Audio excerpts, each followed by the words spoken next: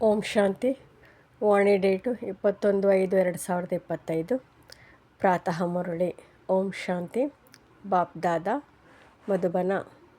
ಮಧುರ ಮಕ್ಕಳೇ, ನೀವಾತ್ಮಗಳ ಪ್ರೀತಿಯು ಒಬ್ಬ ತಂದೆಯೊಂದಿಗಿದೆ.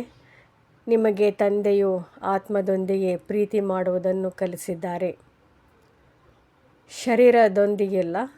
ಪ್ರಶ್ನೆ: ಯಾವ ಪುರುಷಾರ್ಥದಲ್ಲಿ ಮಾಯೆಯು ವಿಘ್ನಗಳನ್ನು ಹಾಕುತ್ತದೆ? ಮಾಯಾಜೀತರಾಗುವ ಯುಕ್ತಿ ಏನಾಗಿದೆ?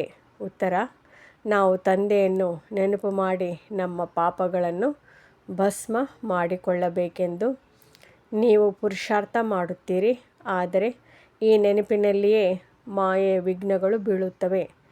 ಮಾಲೀಕ ತಂದೆಯು ನಿಮಗೆ ಮಾಯಾಜೀತರಾಗುವ ಯುಕ್ತಿಯನ್ನು ತಿಳಿಸುತ್ತಾರೆ. ಆ ಮಾಲೀಕನನ್ನು ಅರಿತು ನೆನಪು ಮಾಡಿ, ಆಗ ಖುಷಿಯೂ ಇರುವುದು. ಪುರುಷಾರ್ಥವನ್ನು ಮಾಡುತ್ತೀರಿ ಮತ್ತು ಹೆಚ್ಚಿನ ಸೇವೆಯನ್ನು ಮಾಡುತ್ತೀರಿ. ಮಾಯಾಜೀತರು ಆಗಿಬಿಡುತ್ತೀರಿ. ಗೀತೆ: ಈ ಪಾಪದ ಪ್ರಪಂಚದಿಂದ ದೂರ ಕರೆದುಕೊಂಡು ಹೋಗು. ಓಂ ಶಾಂತಿ. ಆತ್ಮೀಯ ಮಕ್ಕಳು, ಗೀತೆಯನ್ನು ಕೇಳಿದಿರಿ, ಅರ್ಥವು ತಿಳಿಯಿತೆ. ಪ್ರಪಂಚದಲ್ಲಿ ಯಾರೂ ಸಹ ಅರ್ಥವನ್ನು ತಿಳಿದುಕೊಂಡಿಲ್ಲ. ಮಕ್ಕಳಿಗೆ ತಿಳಿದಿದೆ, ನಾವು ಆತ್ಮಗಳ ಪ್ರೀತಿಯು ಪರಮಪಿತ ಪರಮಾತ್ಮನೊಂದಿಗಿದೆ. ಆತ್ಮವು ತನ್ನ ತಂದೆಯಾದ ಪರಮಪಿತ ಪರಮಾತ್ಮನನ್ನು ಕರೆಯುತ್ತದೆ. ಪ್ರೀತಿಯು ಆತ್ಮದಲ್ಲಿದೆಯೋ ಅಥವಾ ಶರೀರದಲ್ಲಿದೆಯೋ? ಈಗ ಇದನ್ನು ತಂದೆಯು ಕಲಿಸುತ್ತಾರೆ. ಆತ್ಮದೊಂದಿಗೆ ಪ್ರೀತಿ ಇರಬೇಕು. ಶರೀರವಂತೂ ಸಮಾಪ್ತಿಯಾಗಲಿದೆ. ಆತ್ಮದಲ್ಲಿ ಪ್ರೀತಿ ಇದೆ. ನಿಮ್ಮ ಪ್ರೀತಿಯು ಪರಮಾತ್ಮ ತಂದೆಯೊಂದಿಗೆ ಇರಬೇಕೇ ಹೊರತು ಶರೀರದೊಂದಿಗಲ್ಲ. ಆತ್ಮವೇ ತನ್ನ ತಂದೆಯನ್ನು ಕರೆಯುತ್ತದೆ, ನಮ್ಮನ್ನು ಪುಣ್ಯಾತ್ಮರ ಪ್ರಪಂಚದಲ್ಲಿ ಕರೆದುಕೊಂಡು ಹೋಗಿ. ನಿಮಗೆ ತಿಳಿದಿದೆ, ನಾವು ಪಾಪಾತ್ಮರಾಗಿದ್ದೆವು, ಈಗ ಮತ್ತೆ ಪುಣ್ಯಾತ್ಮರಾಗುತ್ತಿದ್ದೇವೆ. ತಂದೆಯು ನಿಮಗೆ ಯುಕ್ತಿಯಿಂದ ಪುಣ್ಯಾತ್ಮರನ್ನಾಗಿ ಮಾಡುತ್ತಿದ್ದಾರೆ. ತಂದೆಯು ತಿಳಿಸಿದಾಗಲೇ ಮಕ್ಕಳಿಗೆ ಅನುಭವವಾಗುವುದು ಮತ್ತು ನಾವು ತಂದೆಯ ಮೂಲಕ, ತಂದೆಯ ನೆನಪಿನಿಂದ ಮಾತ್ರ ಪವಿತ್ರ ಪುಣ್ಯಾತ್ಮರಾಗುತ್ತಿದ್ದೇವೆ. ಯೋಗ ಬಲದಿಂದ ನಮ್ಮ ಪಾಪಗಳು ಭಸ್ಮವಾಗುತ್ತವೆ ಎಂಬುದನ್ನು ತಿಳಿದುಕೊಳ್ಳುವುದು. ಯಾವುದೇ ಸ್ಥೂಲವಾದ ಗಂಗೆಯಲ್ಲಿ ಪಾಪವನ್ನು ತೊಳೆಯಲಾಗುವುದಿಲ್ಲ. ಮನುಷ್ಯರು ಗಂಗಾ ಸ್ನಾನ ಮಾಡುತ್ತಾರೆ, ಶರೀರಕ್ಕೆ ಮಣ್ಣನ್ನು ಹಚ್ಚಿಕೊಳ್ಳುತ್ತಾರೆ, ಆದರೆ ಅದರಿಂದೇನೂ ಪಾಪವು ಕಳೆಯುವುದಿಲ್ಲ. ಆತ್ಮದ ಪಾಪವು ಯೋಗ ಬಲದಿಂದಲೇ ಕಳೆಯುತ್ತದೆ, ತುಕ್ಕು ಬಿಟ್ಟು ಹೋಗುತ್ತದೆ. ಇದಂತೂ ಮಕ್ಕಳಿಗೆ ತಿಳಿದಿದೆ ಮತ್ತು ನಿಶ್ಚಯವಿದೆ. ನಾವು ತಂದೆಯನ್ನು ನೆನಪು ಮಾಡಿದರೆ ನಮ್ಮ ಪಾಪಗಳು ಭಸ್ಮವಾಗುತ್ತವೆ. ನಿಶ್ಚಯವಿದೆ ಎಂದ ಮೇಲೆ ಪುರುಷಾರ್ಥ ಮಾಡಬೇಕಲ್ಲವೇ? ಈ ಪುರುಷಾರ್ಥದಲ್ಲಿಯೇ ಮಾಯೆಯು ವಿಘ್ನಗಳನ್ನು ಹಾಕುತ್ತದೆ. ಶಕ್ತಿಶಾಲಿಗಳೊಂದಿಗೆ ಮಾಯೆಯು ಸಹ ಶಕ್ತಿಶಾಲಿಯಾಗಿ ಯುದ್ಧ ಮಾಡುತ್ತದೆ, ನಿರ್ಬಲರೊಂದಿಗೇನು ಯುದ್ಧ ಮಾಡುತ್ತದೆ? ಮಕ್ಕಳು ಸದಾ ಈ ಸಂಕಲ್ಪವನ್ನಿಡಬೇಕು, ನಾವು ಮಾಯಾಜೀತರು ಜಗಜ್ಜೀತರು ಆಗಬೇಕಾಗಿದೆ. ಮಾಯಾಜೀತೆ ಜಗಜ್ಜೀತ್ ಎಂಬುದರ ಅರ್ಥವನ್ನು ಯಾರೂ ತಿಳಿದುಕೊಂಡಿಲ್ಲ. ನೀವೀಗ ಹೇಗೆ ಮಾಯೆಯ ಮೇಲೆ ಜಯ ಗಳಿಸಬಹುದೆಂಬುದನ್ನು ನೀವು ಮಕ್ಕಳಿಗೆ ತಿಳಿಸಲಾಗಿದೆ. ಮಾಯೆಯು ಸಮರ್ಥವಾಗಿದೆಯಲ್ಲವೇ? ನೀವು ಮಕ್ಕಳಿಗೆ ಮಾಲೀಕನು ಸಿಕ್ಕಿದ್ದಾರೆ. ಆ ಮಾಲೀಕನನ್ನು ನಂಬರ್ವಾರ್ ಪುರುಷಾರ್ಥದ ಅನುಸಾರ ತಿಳಿದುಕೊಂಡಿದ್ದಾರೆ. ಯಾರು ಅರಿತಿರುವರೋ ಅವರಿಗೆ ಖುಷಿಯೂ ಇರುತ್ತದೆ. ಪುರುಷಾರ್ಥವನ್ನು ಮಾಡುತ್ತಾರೆ, ಹೆಚ್ಚಿನ ಸೇವೆ ಮಾಡುತ್ತಾರೆ. ಅಮರನಾಥಕ್ಕೆ ಬಹಳಷ್ಟು ಮಂದಿ ಹೋಗುತ್ತಾರೆ. ಈಗ ಎಲ್ಲ ಮನುಷ್ಯರು ಹೇಳುತ್ತಾರೆ, ವಿಶ್ವದಲ್ಲಿ ಶಾಂತಿಯು ಹೇಗೆ ಸ್ಥಾಪನೆಯಾಗುವುದು? ನೀವೀಗ ಎಲ್ಲರಿಗೂ ಸಿದ್ಧ ಮಾಡಿ ತಿಳಿಸಿ, ಸತ್ಯುಗದಲ್ಲಿ ಹೇಗೆ ಸುಖ ಶಾಂತಿ ಇತ್ತು, ಇಡೀ ವಿಶ್ವದಲ್ಲಿ ಶಾಂತಿ ಇತ್ತು. ಈ ಲಕ್ಷ್ಮೀನಾರಾಯಣರ ರಾಜ್ಯವಿತ್ತು, ಮತ್ಯಾವುದೇ ಧರ್ಮವಿರಲಿಲ್ಲ. ಇಂದಿಗೆ 5000 ವರ್ಷಗಳಾಯಿತು.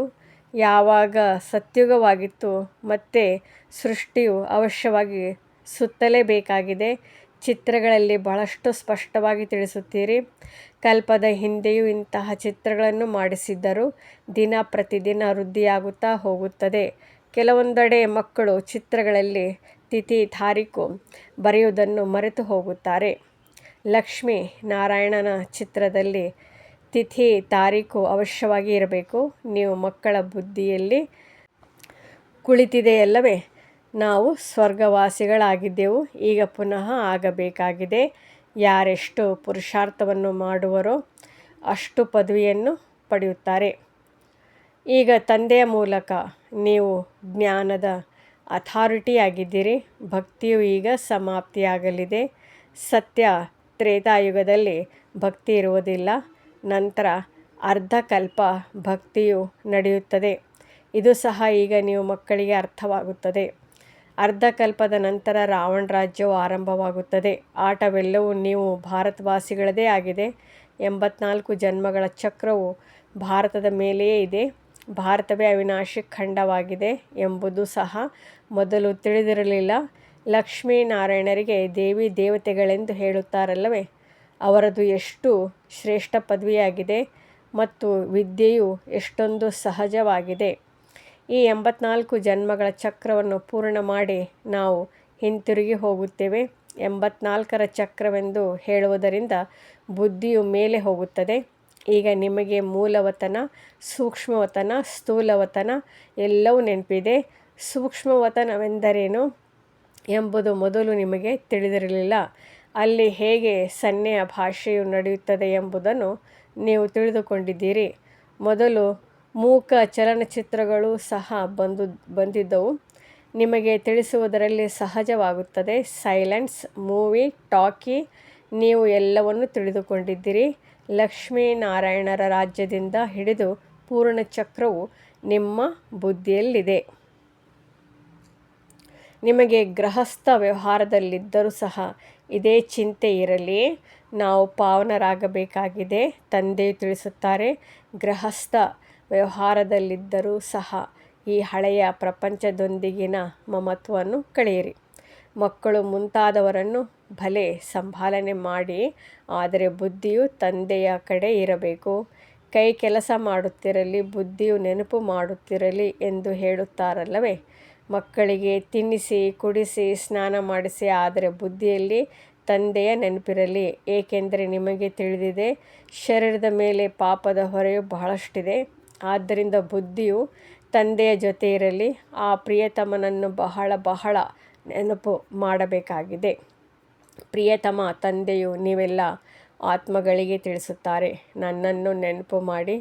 ಈ ಪಾತ್ರವು ಸಹ ಈಗ ನಡೆಯುತ್ತಿದೆ. ಮತ್ತೆ 5000 ವರ್ಷಗಳ ನಂತರ ಪುನರಾವರ್ತನೆ ಆಗುವುದು. ತಂದೆಯು ಎಷ್ಟು ಯುಕ್ತಿಗಳನ್ನು ತಿಳಿಸುತ್ತಾರೆ. ಯಾವುದೇ ಕಷ್ಟವಿಲ್ಲ. ಕೆಲವರು ಹೇಳುತ್ತಾರೆ, ನಾವಂತೂ ಇದನ್ನು ಮಾಡಲು ಆಗುವುದಿಲ್ಲ, ನಮಗೆ ಬಹಳ ಕಷ್ಟದ ಅನುಭವವಾಗುತ್ತಿದೆ. ನೆನಪಿನ ಯಾತ್ರೆಯು ಬಹಳ ಕಷ್ಟವಾಗಿದೆ. ಅರೆ, ನೀವು ತಂದೆಯನ್ನೇ ನೆನಪು ಮಾಡಲು ಸಾಧ್ಯವಿಲ್ಲವೇ? ಇಂತಹ ತಂದೆಯನ್ನು ಮರೆಯಬೇಕೇ? ತಂದೆಯನ್ನಂತೂ ಬಹಳ ಚೆನ್ನಾಗಿ ನೆನಪು ಮಾಡಬೇಕಾಗಿದೆ. ಆಗಲೇ ವಿಕರ್ಮಗಳು ವಿನಾಶವಾಗುತ್ತವೆ ಮತ್ತು ನೀವು ಸದಾ ಆರೋಗ್ಯವಂತರಾಗುತ್ತೀರಿ. ಇಲ್ಲವಾದರೆ ಆಗುವುದಿಲ್ಲ. ನಿಮಗೆ ಬಹಳ ಒಳ್ಳೆಯ ಸಲಹೆಯೂ ಸಿಗುತ್ತದೆ. ಹೇಗೆ ಒಂದೇ ಬಾರಿಗೆ ಗುಣಪಡಿಸುವ ಔಷಧಿ ಇರುತ್ತದೆಯಲ್ಲವೇ, ಹಾಗೆಯೇ ನಾನು ಗ್ಯಾರಂಟಿ ಕೊಡುತ್ತೇನೆ. ಈ ಯೋಗ ಬಲದಿಂದ 21 ಜನ್ಮಗಳಲ್ಲಿ ಎಂದೂ ರೋಗಿಯಾಗುವುದಿಲ್ಲ. ಕೇವಲ ತಂದೆಯನ್ನು ನೆನಪು ಮಾಡಿ. ಎಷ್ಟು ಸಹಜ ಯುಕ್ತಿಯಾಗಿದೆ. ಭಕ್ತಿ ಮಾರ್ಗದಲ್ಲಿ ಪರಿಚಯವಿಲ್ಲದೆ ನೀವು ಮಾಡುತ್ತಿದ್ದೀರಿ. ಈಗ ತಂದೆಯು ತಿಳಿಸುತ್ತಾರೆ, ನೀವು ತಿಳಿದುಕೊಂಡಿದ್ದೀರಿ. ನಾವು ಕಲ್ಪದ ಮೊದಲು ಸಹ ಬಾಬಾ ತಮ್ಮ ಬಳಿ ಬಂದಿದ್ದೆವು, ಪುರುಷಾರ್ಥ ಮಾಡುತ್ತಿದ್ದೆವು. ಇದು ಪಕ್ಕಾ ನಿಶ್ಚಯವಾಗಿ ಬಿಟ್ಟಿದೆ. ನಾವೇ ರಾಜ್ಯ ಮಾಡುತ್ತಿದ್ದೆವು, ನಂತರ ಕಳೆದುಕೊಂಡೆವು. ಈಗ ಪುನಃ ತಂದೆಯು ಬಂದಿದ್ದಾರೆ. ಅವರಿಂದ ರಾಜ್ಯ ಭಾಗ್ಯವನ್ನು ತೆಗೆದುಕೊಳ್ಳಬೇಕಾಗಿದೆ. ತಂದೆಯು ಹೇಳುತ್ತಾರೆ, ನನ್ನನ್ನು ನೆನಪು ಮಾಡಿ ಮತ್ತು ರಾಜ್ಯ ಭಾಗ್ಯವನ್ನು ನೆನಪು ಮಾಡಿ. ಮನ್ಮನಾಭವ, ಅಂತ್ಯಮತಿ, ಸೋಗತಿ ಆಗಿಬಿಡುವುದು. ಈಗ ನಾಟಕವು ಪೂರ್ಣವಾಗುತ್ತದೆ. ಹಿಂತಿರುಗಿ ಹೋಗಬೇಕಾಗಿದೆ. ಹೇಗೆ ವರನು ವಧುವನ್ನು ಕರೆದುಕೊಂಡು ಹೋಗಲು ಬರುತ್ತಾರೆಯೋ, ಅದೇ ರೀತಿ ತಂದೆಯು ಎಲ್ಲರನ್ನೂ ಕರೆದುಕೊಂಡು ಹೋಗಲು ಬಂದಿದ್ದಾರೆ. ನಾವು ನಮ್ಮ ಅತ್ತೆಯ ಮನೆಗೆ ಹೋಗುತ್ತೇವೆಂದು ವಧುಗಳಿಗೆ ಬಹಳ ಖುಷಿಯಾಗುತ್ತದೆ. ನೀವೆಲ್ಲರೂ ಒಬ್ಬ ರಾಮನ ಸೀತೆಯರು ಆಗಿದ್ದೀರಿ. ರಾಮನೇ ನಿಮ್ಮನ್ನು ರಾವಣನ ಜೈಲಿನಿಂದ ಬಿಡಿಸಿ ಕರೆದುಕೊಂಡು ಹೋಗುತ್ತಾರೆ. ಮುಕ್ತಿದಾತನು ಒಬ್ಬರೇ ಆಗಿದ್ದಾರೆ. ರಾವಣ ರಾಜ್ಯದಿಂದ ಮುಕ್ತಗೊಳಿಸುತ್ತಾರೆ. ಇದು ರಾವಣ ರಾಜ್ಯವಾಗಿದೆ. ಮನುಷ್ಯರು ಹೇಳುತ್ತಾರೆ, ಆದರೆ ಯಥಾರ್ಥ ರೀತಿಯಿಂದ ಅರಿತುಕೊಂಡಿಲ್ಲ. ಈಗ ಮಕ್ಕಳಿಗೆ ತಿಳಿಸಲಾಗುತ್ತದೆ. ಅನ್ಯರಿಗೆ ತಿಳಿಸುವುದಕ್ಕಾಗಿ ಬಹಳ ಒಳ್ಳೊಳ್ಳೆಯ ಯುಕ್ತಿಗಳನ್ನು ಕೊಡಲಾಗುತ್ತದೆ. ಹೇಗೆ ತಂದೆಯು ತಿಳಿಸಿದ್ದರೂ ವಿಶ್ವದಲ್ಲಿ ಶಾಂತಿಯನ್ನು ಕಲ್ಪದ ಹಿಂದಿನ ತರಹ ತಂದೆಯು ಸ್ಥಾಪನೆ ಮಾಡುತ್ತಿದ್ದಾರೆ. ಬ್ರಹ್ಮರವರ ಮೂಲಕ ಸ್ಥಾಪನೆಯಾಗುತ್ತಿದೆ ಎಂಬುದನ್ನು ಬರೆಯಿರಿ. ವಿಷ್ಣುವಿನ ರಾಜ್ಯವಿದ್ದಾಗ ವಿಶ್ವದಲ್ಲಿ ಶಾಂತಿ ಇತ್ತಲ್ಲವೇ? ವಿಷ್ಣು ಅಂದರೆ ಲಕ್ಷ್ಮೀ ನಾರಾಯಣರಿದ್ದರು. ಇದನ್ನು ಸಹ ಯಾರೂ ತಿಳಿದುಕೊಂಡಿಲ್ಲ. ವಿಷ್ಣು ಮತ್ತು ಲಕ್ಷ್ಮೀನಾರಾಯಣ ಹಾಗೂ ರಾಧೆ ಕೃಷ್ಣರನ್ನು ಬೇರೆ ಬೇರೆ ಎಂದು ತಿಳಿಯುತ್ತಾರೆ. ನೀವೀಗ ತಿಳಿದುಕೊಂಡಿದ್ದೀರಿ. ನೀವು ಸ್ವದರ್ಶನ ಚಕ್ರಧಾರಿಗಳು ಆಗಿದ್ದೀರಿ. ತಂದೆಯು ಬಂದು ಸೃಷ್ಟಿ ಚಕ್ರದ ಜ್ಞಾನವನ್ನು ಕೊಡುತ್ತಾರೆ. ಅವರ ಮೂಲಕ ಈಗ ನೀವು ಸಹ ಮಾಸ್ಟರ್ ಜ್ಞಾನಸಾಗರರಾಗಿದ್ದೀರಿ. ನೀವು ಜ್ಞಾನ ನದಿಗಳಾಗಿದ್ದೀರಲ್ಲವೇ? ಇವು ಮಕ್ಕಳದೇ ಹೆಸರುಗಳಾಗಿವೆ. ಭಕ್ತಿ ಮಾರ್ಗದಲ್ಲಿ ಮನುಷ್ಯರು ಎಷ್ಟೊಂದು ಗಂಗಾ ಸ್ನಾನ ಮಾಡುತ್ತಾರೆ, ಎಷ್ಟು ಅಲೆದಾಡುತ್ತಾರೆ, ಬಹಳ ದಾನ ಪುಣ್ಯಗಳನ್ನು ಮಾಡುತ್ತಾರೆ. ಸಾಹುಕಾರರಂತೂ ಬಹಳಷ್ಟು ದಾನ ಪುಣ್ಯ ಮಾಡುತ್ತಿರುತ್ತಾರೆ. ಚಿನ್ನವನ್ನು ದಾನ ಮಾಡುತ್ತಾರೆ. ನೀವು ಸಹ ತಿಳಿದುಕೊಂಡಿದ್ದೀರಿ. ನಾವು ಎಷ್ಟೊಂದು ಅಲೆದಾಡುತ್ತಿದ್ದೆವು. ಈಗ ನಾವು ಹಠಯೋಗಿಗಳಲ್ಲ, ರಾಜಯೋಗಿಗಳಾಗಿದ್ದೇವೆ.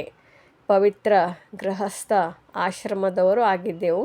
ಮತ್ತೆ ರಾವಣ ರಾಜ್ಯದಲ್ಲಿ ಅಪವಿತ್ರರಾಗಿದ್ದೇವೆ. ನಾಟಕದ ಅನುಸಾರ ತಂದೆಯು ಪುನಃ ಗೃಹಸ್ಥ ಧರ್ಮವನ್ನಾಗಿ ಮಾಡುತ್ತಿದ್ದಾರೆ. ಅದನ್ನು ಮತ್ಯಾರೂ ಮಾಡಲು ಸಾಧ್ಯವಿಲ್ಲ. ಮನುಷ್ಯರು ನಿಮ್ಮನ್ನು ಕೇಳುತ್ತಾರೆ, ನೀವೆಲ್ಲರೂ ಪವಿತ್ರರಾದರೆ ಪ್ರಪಂಚವು ಹೇಗೆ ನಡೆಯುತ್ತದೆ? ಅವರಿಗೆ ತಿಳಿಸಿ, ಇಷ್ಟು ಮಂದಿ ಸನ್ಯಾಸಿಗಳು ಪವಿತ್ರರಾಗಿರುತ್ತಾರೆ ಅಂದ ಮೇಲೆ ಪ್ರಪಂಚವೇನು ನಿಂತು ಹೋಯಿತೆ? ಅರೆ, ಸೃಷ್ಟಿಯು ಇಷ್ಟೊಂದು ವೃದ್ಧಿಯಾಗಿದೆ, ತಿನ್ನುವುದಕ್ಕೆ ಆಹಾರವೂ ಇಲ್ಲ ಅಂದ ಮೇಲೆ ಈ ಸೃಷ್ಟಿಯನ್ನು ಮತ್ತೆಷ್ಟು ಹೆಚ್ಚಿಸುತ್ತೀರಿ? ಈ ಕಣ್ಣುಗಳಿಂದ ನೋಡಲು ಸಾಧ್ಯವಿಲ್ಲ. ತಂದೆಯು ನಾವು ಆತ್ಮಗಳಿಗೆ ಓದಿಸುತ್ತಿದ್ದಾರೆ. ನಮ್ಮ ಮುಂದೆ ಹಾಜರಿದ್ದಾರೆ. ಇದನ್ನು ಬುದ್ಧಿಯಿಂದ ತಿಳಿದುಕೊಂಡಿದ್ದೀರಿ. ಯಾರು ವಿಶ್ವಶಾಂತಿಯ ಬಗ್ಗೆ ಮಾತನಾಡುತ್ತಾರೆಯೋ ಅವರಿಗೆ ನೀವು ತಿಳಿಸಿ, ವಿಶ್ವದಲ್ಲಿ ಶಾಂತಿಯನ್ನು ತಂದೆಯು ಸ್ಥಾಪನೆ ಮಾಡುತ್ತಿದ್ದಾರೆ. ಅದಕ್ಕಾಗಿಯೇ ಹಳೆಯ ಪ್ರಪಂಚದ ವಿನಾಶವು ಸನ್ಮುಖದಲ್ಲಿ ನಿಂತಿದೆ. 5000 ವರ್ಷಗಳ ಮೊದಲು ಸಹ ವಿನಾಶವಾಗಿತ್ತು. ಈಗಲೂ ಈ ವಿನಾಶವು ಮುಂದೆ ನಿಂತಿದೆ. ಇದರ ನಂತರ ವಿಶ್ವದಲ್ಲಿ ಶಾಂತಿಯು ಸ್ಥಾಪನೆಯಾಗುವುದು. ಈಗ ನೀವು ಮಕ್ಕಳ ಬುದ್ಧಿಯಲ್ಲಿರುವುದೇ ಈ ಮಾತುಗಳು. ಇವು ಪ್ರಪಂಚದಲ್ಲಿ ಯಾರಿಗೂ ಗೊತ್ತಿಲ್ಲ. ಈ ಮಾತುಗಳು ಬುದ್ಧಿಯಲ್ಲಿರುವವರು ನಿಮ್ಮ ವಿನಃ ಯಾರೂ ಇಲ್ಲ. ನಿಮಗೆ ತಿಳಿದಿದೆ, ಸತ್ಯುಗದಲ್ಲಿ ಇಡೀ ವಿಶ್ವದಲ್ಲಿ ಸಂಪೂರ್ಣ ಶಾಂತಿ ಇತ್ತು. ಒಂದು ಭಾರತ ಖಂಡವನ್ನು ಬಿಟ್ಟು ಮತ್ಯಾವುದೇ ಖಂಡ ಇರಲಿಲ್ಲ. ನಂತರದಲ್ಲಿ ಈ ಎಲ್ಲ ಖಂಡಗಳಾಗಿವೆ. ಈಗಂತೂ ಎಷ್ಟೊಂದು ಖಂಡಗಳಾಗಿವೆ. ಈಗ ಆ ಆಟದ ಕೊನೆಯಾಗಿದೆ. ಭಗವಂತನು ಅವಶ್ಯವಾಗಿ ಇರುವವರೆಂದು ಹೇಳುತ್ತಾರೆ. ಆದರೆ ಭಗವಂತ ಯಾರು ಮತ್ತು ಯಾವ ರೂಪದಲ್ಲಿ ಬರುತ್ತಾರೆಂಬುದನ್ನು ಅರಿತುಕೊಂಡಿಲ್ಲ. ಕೃಷ್ಣನಂತೂ ಆಗಲು ಸಾಧ್ಯವಿಲ್ಲ, ಅಥವಾ ಪ್ರೇರಣೆಯಿಂದ ಇಲ್ಲವೇ ಶಕ್ತಿಯಿಂದ ಕೆಲಸ ಮಾಡಿಸಲು ಸಾಧ್ಯವಿಲ್ಲ. ತಂದೆಯು ಪ್ರಿಯಾತಿ ಪ್ರಿಯನಾಗಿದ್ದಾರೆ. ಅವರಿಂದ ಆಸ್ತಿಯು ಸಿಗುತ್ತದೆ. ತಂದೆಯೇ ಸ್ವರ್ಗವನ್ನು ಸ್ಥಾಪನೆ ಮಾಡುತ್ತಿದ್ದಾರೆಂದ ಮೇಲೆ ಮತ್ತೆ ಹಳೆಯ ಪ್ರಪಂಚದ ವಿನಾಶವನ್ನು ಅವರೇ ಮಾಡಿಸುತ್ತಾರೆ. ನೀವು ತಿಳಿದುಕೊಂಡಿದ್ದೀರಿ, ಸತ್ಯುಗದಲ್ಲಿ ಈ ಲಕ್ಷ್ಮೀನಾರಾಯಣರಿದ್ದರು. ಈಗ ಪುನಃ ಸ್ವಯಂ ಪುರುಷಾರ್ಥದಿಂದ ಅದೇ ರೀತಿ ಆಗುತ್ತಿದ್ದಾರೆ. ನಶೆ ಇರಬೇಕಲ್ಲವೇ? ಭಾರತದಲ್ಲಿ ರಾಜ್ಯ ಮಾಡುತ್ತಿದ್ದರು. ಶಿವತಂದೆಯು ರಾಜ್ಯವನ್ನು ಕೊಟ್ಟು ಹೋಗಿದ್ದರು. ಶಿವತಂದೆಯು ರಾಜ್ಯಭಾರ ಮಾಡಿ ಹೋಗಿದ್ದರೆಂದು ಹೇಳುವುದಿಲ್ಲ. ಭಾರತಕ್ಕೆ ರಾಜ್ಯವನ್ನು ಕೊಟ್ಟು ಹೋಗಿದ್ದರು. ಲಕ್ಷ್ಮೀನಾರಾಯಣರು ರಾಜ್ಯಭಾರ ಮಾಡುತ್ತಿದ್ದರಲ್ಲವೇ? ಈಗ ಪುನಃ ತಂದೆಯು ರಾಜ್ಯಭಾಗ್ಯವನ್ನು ಕೊಡಲು ಬಂದಿದ್ದಾರೆ. ತಿಳಿಸುತ್ತಾರೆ, ಮಧುರಾತಿ ಮಧುರ ಮಕ್ಕಳೇ, ನೀವು ನನ್ನನ್ನು ನೆನಪು ಮಾಡಿ ಮತ್ತು ಸೃಷ್ಟಿಚಕ್ರವನ್ನು ನೆನಪು ಮಾಡಿ. ನೀವೇ 84 ಜನ್ಮಗಳನ್ನು ತೆಗೆದುಕೊಂಡಿದ್ದೀರಿ. ಕಡಿಮೆ ಪುರುಷಾರ್ಥ ಮಾಡಿದರೆ ಇವರು ಬಹಳ ಕಡಿಮೆ ಭಕ್ತಿ ಮಾಡಿದ್ದಾರೆಂದರ್ಥ. ಹೆಚ್ಚು ಭಕ್ತಿ ಮಾಡಿರುವವರು ಹೆಚ್ಚು ಪುರುಷಾರ್ಥವನ್ನು ಮಾಡುತ್ತಾರೆ. ತಂದೆಯು ಎಷ್ಟು ಸ್ಪಷ್ಟವಾಗಿ ತಿಳಿಸಿಕೊಡುತ್ತಾರೆ. ಆದರೆ ಇದು ಬುದ್ಧಿಯಲ್ಲಿ ಕುಳಿತುಕೊಳ್ಳಬೇಕು. ನಿಮ್ಮ ಕೆಲಸವು ಪುರುಷಾರ್ಥ ಮಾಡುವುದಾಗಿದೆ. ಕಡಿಮೆ ಭಕ್ತಿ ಮಾಡಿದ್ದರೆ ಯೋಗವು ಹಿಡಿಸುವುದಿಲ್ಲ. ಶಿವತಂದೆಯ ನೆನಪು ಬುದ್ಧಿಯಲ್ಲಿ ನಿಲ್ಲುವುದಿಲ್ಲ. ಪುರುಷಾರ್ಥದಲ್ಲೆಂದೂ ನಿಂತು ಬಿಡಬಾರದು. ಶಕ್ತಿಶಾಲಿ ಮಾಯೆಯನ್ನು ನೋಡಿ ಹೃದಯ ವಿದೀರ್ಣರಾಗಬಾರದು. ಮಾಯೆಯು ಬಿರುಗಾಳಿಗಳು ಬಹಳಷ್ಟು ಬರುತ್ತವೆ. ಇದನ್ನು ಸಹ ಮಕ್ಕಳಿಗೆ ತಿಳಿಸಿದ್ದಾರೆ. ಆತ್ಮವೇ ಎಲ್ಲವನ್ನೂ ಮಾಡುತ್ತದೆ. ಶರೀರವಂತೂ ಸಮಾಪ್ತಿಯಾಗುವುದು. ಆತ್ಮವು ಶರೀರವನ್ನು ಬಿಟ್ಟು ಹೋಯಿತೆಂದರೆ ಶರೀರವು ಮಣ್ಣಾಗಿ ಬಿಡುವುದು, ಮತ್ತೆ ಅದು ಸಿಗುವುದಿಲ್ಲ. ಅಂದ ಮೇಲೆ ಅದನ್ನು ನೆನಪು ಮಾಡಿ ಅಳುವುದರಿಂದ ಲಾಭವಾದರೂ ಏನು? ಅದೇ ವಸ್ತು ಮತ್ತೆ ಸಿಗುತ್ತದೆಯೇ? ಆತ್ಮವು ಹೋಗಿ ಇನ್ನೊಂದು ಶರೀರವನ್ನು ತೆಗೆದುಕೊಳ್ಳುತ್ತದೆ. ನೀವೀಗ ಎಷ್ಟು ಉನ್ನತ ಸಂಪಾದನೆ ಮಾಡಿಕೊಳ್ಳುತ್ತೀರಿ, ನಿಮ್ಮದೇ ಜಮಾ ಆಗುತ್ತದೆ, ಉಳಿದೆಲ್ಲರದು ಖಾಲಿಯಾಗುತ್ತದೆ. ತಂದೆಯು ಭೋಲಾ ವ್ಯಾಪಾರಿಯಾಗಿದ್ದಾರೆ. ಆದ್ದರಿಂದಲೇ ನಿಮಗೆ ಇಡೀ ಅವಲಕ್ಕಿಗೆ ಬದಲಾಗಿ 21 ಜನ್ಮಗಳಿಗಾಗಿ ಮಹಲನ್ನು ಕೊಟ್ಟು ಬಿಡುತ್ತಾರೆ. ಎಷ್ಟೊಂದು ಬಡ್ಡಿಯನ್ನು ಕೊಡುತ್ತಾರೆ. ನಿಮಗೆ ಭವಿಷ್ಯಕ್ಕಾಗಿ ಎಷ್ಟು ಬೇಕೋ ಅಷ್ಟನ್ನು ಜಮಾ ಮಾಡಿಕೊಳ್ಳಬೇಕು. ಆದರೆ ಅಂತಿಮದಲ್ಲಿ ಬಂದು ಜಮಾ ಮಾಡಿಕೊಳ್ಳಿ ಎಂದು ಹೇಳುವುದಿಲ್ಲ. ಆ ಸಮಯದಲ್ಲಿ ತೆಗೆದುಕೊಂಡು ಏನು ಮಾಡುತ್ತಾರೆ? ಇವರೇನು ಅನಾಡಿ ವ್ಯಾಪಾರಿಯೇ? ನೀವು ಕೊಟ್ಟಿದ್ದು ಕೆಲಸಕ್ಕೆ ಬರುವುದಿಲ್ಲ, ಮತ್ತು ಅದಕ್ಕೆ ಬಡ್ಡಿಯನ್ನು ಹಾಕಿ ಕೊಡಬೇಕಾಗುತ್ತದೆ. ಅಂಥವರಿಂದ ತಂದೆಯು ತೆಗೆದುಕೊಳ್ಳುವುದಿಲ್ಲ. ನಿಮಗೆ ಇಡೀ ಅವಲಕ್ಕಿಗೆ ಬದಲು 21 ಜನ್ಮಗಳಿಗಾಗಿ ಮಹಲು ಸಿಕ್ಕಿಬಿಡುತ್ತದೆ. ಎಷ್ಟೊಂದು ಬಡ್ಡಿಯೂ ಸಿಗುತ್ತದೆ. ತಂದೆಯು ತಿಳಿಸುತ್ತಾರೆ, ನಾನು ನಂಬರ್ 1 ಭೋಲಾನಾಥನಾಗಿದ್ದೇನೆ. ನೋಡಿ, ನಿಮಗೆ ವಿಶ್ವದ ರಾಜ್ಯ ಭಾಗ್ಯವನ್ನು ಕೊಡುತ್ತೇನೆ. ಕೇವಲ ನೀವು ನನ್ನವರಾಗಿ ಸೇವೆ ಮಾಡಿ. ಭೋಲಾನಾಥನಾಗಿದ್ದಾರೆ. ಆದ್ದರಿಂದಲೇ ಎಲ್ಲರನ್ನೂ ಅವರನ್ನು ನೆನಪು ಮಾಡುತ್ತಾರೆ. ನೀವೀಗ ಜ್ಞಾನ ಮಾರ್ಗದಲ್ಲಿದ್ದೀರಿ. ಅಂದಾಗ ತಂದೆಯು ಶ್ರೀಮತದಂತೆ ನಡೆಯಿರಿ ಮತ್ತು ರಾಜ್ಯ ಭಾಗ್ಯವನ್ನು ತೆಗೆದುಕೊಳ್ಳಿ. ತಂದೆಯು ನಮಗೆ ರಾಜ್ಯ ಭಾಗ್ಯ, ಅದು ಸೂರ್ಯವಂಶದಲ್ಲಿ ರಾಜ್ಯ ಪದವಿಯನ್ನು ಕೊಡಲು ಬಂದಿದ್ದಾರೆಂದು ಹೇಳುತ್ತೀರಿ. ಒಳ್ಳೆಯದು. ನಿಮ್ಮ ಬಾಯಿ ಸಿಹಿಯಾಗಲಿ. ಒಳ್ಳೆಯದು. ಮಧುರಾತಿ ಮಧುರ ಆಗಲಿ. ಹೋಗಿ ಮರಳಿ ಸಿಕ್ಕಿದ ಮಕ್ಕಳ ಪ್ರತಿ ಮಾತಾಪಿತಾ ಬಾಬ್ದಾದಾರವರ ನೆನಪು, ಪ್ರೀತಿ ಹಾಗೂ ಸುಪ್ರಭಾತ. ಆತ್ಮೀಯ ಮಕ್ಕಳಿಗೆ ಆತ್ಮೀಯ ತಂದೆಯ ನಮಸ್ತೆ. ಧಾರಣೆಗಾಗಿ ಮುಖ್ಯ ಸಾರ. ಮೊದಲನೆಯದು, ಶ್ರೀಮತದಂತೆ ನಡೆದು ರಾಜ್ಯ ಭಾಗ್ಯವನ್ನು ತೆಗೆದುಕೊಳ್ಳಬೇಕಾಗಿದೆ. ಇಡೀ ಅವಲಕ್ಕಿಯನ್ನು ಕೊಟ್ಟು 21 ಜನ್ಮಗಳಿಗಾಗಿ ಮೆಹಲನ್ನು ಪಡೆಯಬೇಕಾಗಿದೆ. ಭವಿಷ್ಯಕ್ಕಾಗಿ ಸಂಪಾದನೆಯನ್ನು ಜಮಾ ಮಾಡಿಕೊಳ್ಳಬೇಕಾಗಿದೆ. 2ನೇ ಪಾಯಿಂಟು, ಗೃಹಸ್ಥ ವ್ಯವಹಾರದಲ್ಲಿರುತ್ತಾ ಈ ಹಳೆಯ ಪ್ರಪಂಚದಿಂದ ಮಮತ್ವವನ್ನು ಕಳೆದು ಪೂರ್ಣ ಪಾವನರಾಗಬೇಕಾಗಿದೆ. ಎಲ್ಲವನ್ನು ನೋಡುತ್ತಾ ಮಾಡುತ್ತಾ ಬುದ್ಧಿಯು ತಂದೆಯ ಕಡೆ ತೊಡಗಿರಲಿ. ವರದಾನ: ಮನಸ್ಸಿನ ಶುಭ ಭಾವನೆಯ ಮೂಲಕ ಪರಸ್ಪರರನ್ನು ಮುಂದುವರಿಸುವಂತಹ ವಿಶ್ವ ಕಲ್ಯಾಣಕಾರಿ ಭವ. ಒಂದು ವೇಳೆ ಯಾರಾದರೂ ತಪ್ಪು ಮಾಡುತ್ತಿದ್ದರೆ ಆಗ ನೀವು ಅವರು ಪರವಶರಾಗಿರುವರೆಂದು ತಿಳಿದು ದಯಾದೃಷ್ಟಿಯಿಂದ ಪರಿವರ್ತನೆ ಮಾಡಿ. ಒಂದು ವೇಳೆ ಯಾರಾದರೂ ಕಲ್ಲನ್ನು ನೋಡಿ ನಿಂತುಬಿಟ್ಟರೆ ನಿಮ್ಮ ಕೆಲಸವಾಗಿದೆ ಅದನ್ನು ಪಾರು ಮಾಡಿ ಹೋಗುವುದು, ಅಥವಾ ಅವರನ್ನು ಜೊತೆಗಾರನಾಗಿ ಮಾಡಿಕೊಂಡು ಪಾರು ಮಾಡಿ ಹೋಗುವುದು. ಇದಕ್ಕಾಗಿ ಪ್ರತಿಯೊಬ್ಬರ ವಿಶೇಷತೆಯನ್ನು ನೋಡಿ. ಬಲಹೀನತೆಯನ್ನು ಬಿಡುತ್ತಾ ಹೋಗಿ. ಈಗ ವಾಣಿಯಿಂದ ಯಾರಿಗೂ ಎಚ್ಚರಿಕೆ ನೀಡುವಂತಹ ಸಮಯವಲ್ಲ. ಆದರೆ ಮನಸಾ ಶುಭ ಭಾವನೆಯ ಮೂಲಕ ಪರಸ್ಪರ ಒಬ್ಬರಿಗೊಬ್ಬರು ಸಹಯೋಗಿಗಳಾಗಿ ಮುಂದುವರಿಯಿರಿ ಮತ್ತು ಮುಂದುವರಿಸಿರಿ. ಆಗ ಹೇಳಲಾಗುತ್ತದೆ, ವಿಶ್ವ ಕಲ್ಯಾಣಕಾರಿ. ಸ್ಲೋಗನ್: ದೃಢ ಸಂಕಲ್ಪದ ಬೆಲ್ಟ್ ಕಟ್ಟಿಕೊಳ್ಳಿ. ಆಗ ಸೀಟ್ನಿಂದ ಎಂದೂ ಅಪ್ಸೆಟ್ ಆಗುವುದಿಲ್ಲ. ಅವ್ಯಕ್ತ ಸೂಚನೆ: ಆತ್ಮಿಕ ಘನತೆ ಮತ್ತು ಪವಿತ್ರತೆಯ ವ್ಯಕ್ತಿತ್ವವನ್ನು ಧಾರಣೆ ಮಾಡಿ. ಪವಿತ್ರತೆಯ ಜ್ಯೋತಿ ನಾಲ್ಕಾರು ಕಡೆ ಬೆಳಗಿದಾಗ ಪ್ರತ್ಯಕ್ಷತೆಯ ಸೂರ್ಯ ಉದಯವಾಗುತ್ತದೆ.